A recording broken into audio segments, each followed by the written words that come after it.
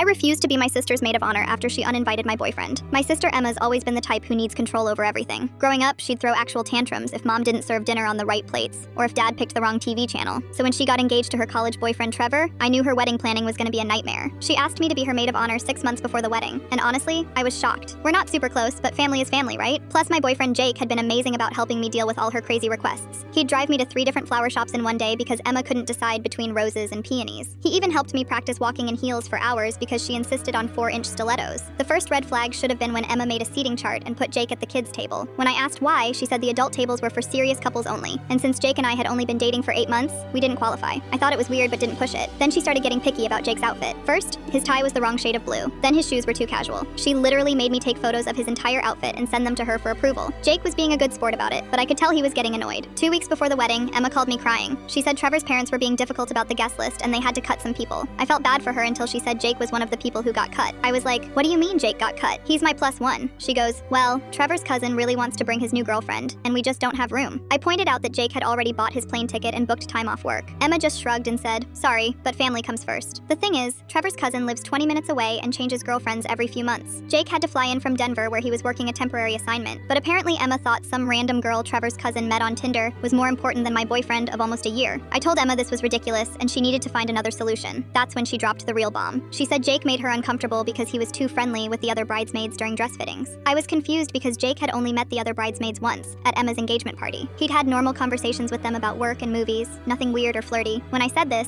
Emma claimed he'd been looking at them wrong, and she didn't want that energy at her wedding. I realized Emma was making this whole thing up because she wanted total control over her wedding day. She couldn't stand that I had someone supporting me through all her bridesmaid demands. So I told her if Jake wasn't invited, I wasn't coming either. Emma completely lost it. She started screaming about how I was ruining her special day and being selfish. She said she'd already paid for my bridesmaid dress and the bridal shower decorations. When I didn't back down, she hung up on me. The next day, my mom called saying Emma was devastated, and I needed to apologize. Apparently, Emma had been crying to everyone about how her own sister was abandoning her. Mom said Jake could probably still come if I just talked to Emma nicely, but I was done playing Emma's games. I'd spent months and hundreds of dollars helping with her wedding. I'd listened to her complain about every tiny detail. I'd driven all over town for her stupid errands, and this was how she repaid me? I texted Emma that I was officially stepping down as maid of honor. She could find someone else to deal with her drama. Emma tried calling me 15 times that day. When I finally answered, she was sobbing and saying she'd made a mistake. She begged me to come back as maid of honor and said Jake could come after all, but it was too late. I'd already seen how little she respected me and my relationship. Plus, Jake had already made other plans for that weekend. The wedding happened without me. From what I heard through family, it was a disaster. Emma's replacement maid of honor was her college roommate who barely knew the family. The girl apparently had no idea what she was doing and everything was chaos. Emma didn't speak to me for 3 months after the wedding.